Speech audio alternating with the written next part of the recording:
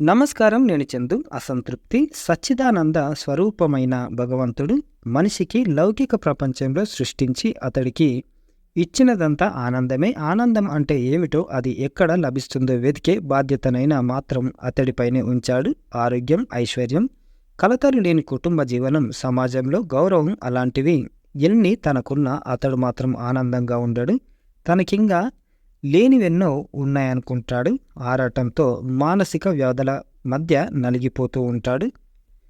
మనిషిలోని సంతృప్తి, అసంతృప్తులు రెండూ అతడికి బుద్ధి కలిగించే భావనలే. అయినా అతడు సంతోషంతో వచ్చే తృప్తిని తప్ప దుఃఖం వెంటబెట్టుకు వచ్చే అసంతృప్తిని ఎప్పుడూ కోరుకోడు. మంచితనం, సేవాభావం, శ్రమతత్వం తెచ్చే సంతృప్తి సంపూర్ణ జీవితానికి సంకేతం అనుకోడు.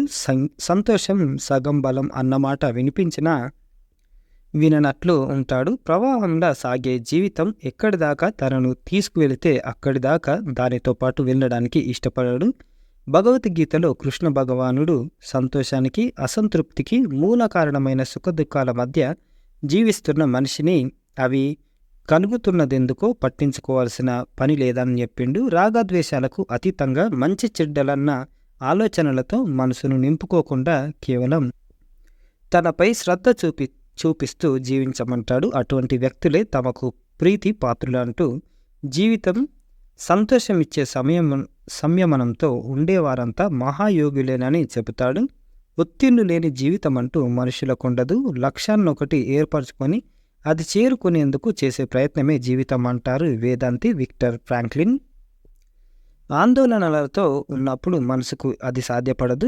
చితిమంటల కన్నా మానసికమైన ఆవేదనలే శక్తివంతమైనవన్న అసంతృప్తి పరాకాష్ఠకు చేరేదే అక్కడి నుంచి అని మనిషికి ఎవరైనా చెబితే అది హితబోధ అనుకుంటాడు. అసంతృప్తి అతడి వివేకాన్ని, విజ్ఞతను పూర్తిగా స్తంభింపజేస్తుంది. ముల్లోకాలు జయించాలనుకున్న అసంతృప్తి ఉన్నప్పుడు ఆ విజయాలు మరుగున పడిపోతాయి. మరోసారి ఒత్తిళ్లు లేని జీవితం అంటూ మనుషులకుండదు.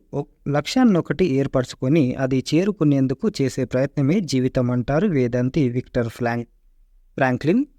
ఆందోళనలతో ఉన్నప్పుడు మనసుకు అది సాధ్యపడదు. చితిమంటల కన్నా మానసికమైన ఆవేదనలే శక్తివంతమైనవన్న అసంతృప్తి పరాకాష్ఠకు చేరేదే అక్కడి నుంచి అని మనిషికి ఎవరైనా చెబితే అది హితబోధ అనుకుంటాడు.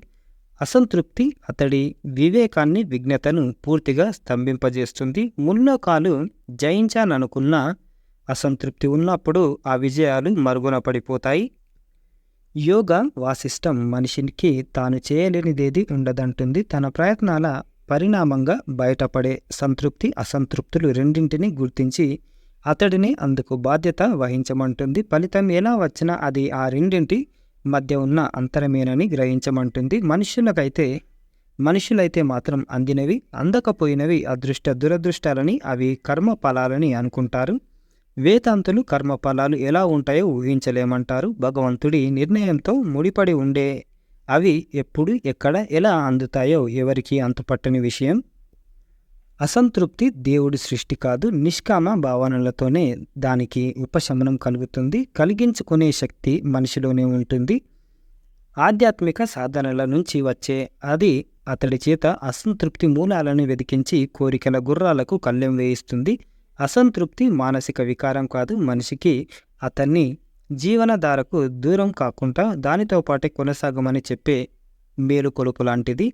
అది వినగలిగితే మనసులోని వెలితి, నిష్క్రియ భావనలు జీవితం పరిసమాప్తికి సూచికలు కావని అతడికే స్పష్టమవుతుంది. అది దేవుడి నిర్ణయాలతో సంబంధం లేనిదని అర్థమవుతుంది అని జొన్నలగడ్డ నారాయణమూర్తి గారు రాసిన అంతర్యామి ఇది.